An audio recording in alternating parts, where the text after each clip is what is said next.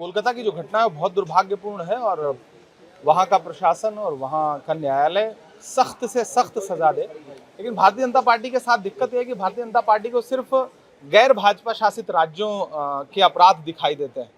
मणिपुर भाजपा को नहीं दिखाई देता, उत्तर प्रदेश का हाथरस भाजपा को दिखाई नहीं देता। अभी फर्रुखाबाद में 2 दलित बेटियां जिस तरह से फांसी के फंदे पे लटकी और परिवार जो आरोप लगा रहा है आनंद फानन में उनका अंतिम संस्कार किया जाना, तो भाजपा सरकार को, भाजपा की पूरी पार्टी जो है उनको सिर्फ गैर भाजपा शासित राज्यों के अपराध दिखते हैं। उत्तर प्रदेश में लगातार महिलाओं के प्रति जो अपराध बढ़ रहा है, एनसीआरबी के डाटा पे भाजपा बोलने को तैयार नहीं है।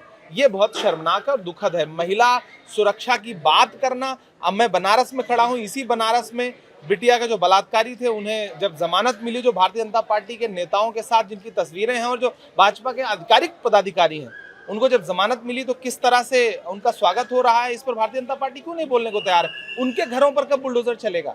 भाजपा के न्याय का मापदंड दोहरा क्यों है? किसने रोका है? सेंसर बोर्ड किसका है?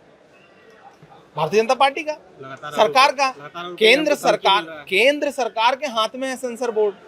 सबसे पहले तो भारतीय जनता पार्टी ये बताए कि क्या कंगना रनौत का बयान किसानों के प्रति जो है वो भाजपा का आधिकारिक बयान है?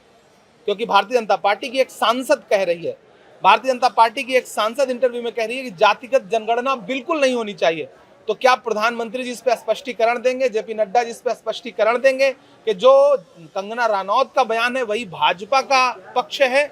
अगर ऐसा है तो देश के पिछड़ों को समझना पड़ेगा कि जातिगत जनगणना कौन रोक रहा है। भाजपा की कथनी और करनी, कंगना रनौत का चरित्र और नरेंद्र मोदी जी के बयान दोनों से परिलक्षित होती है।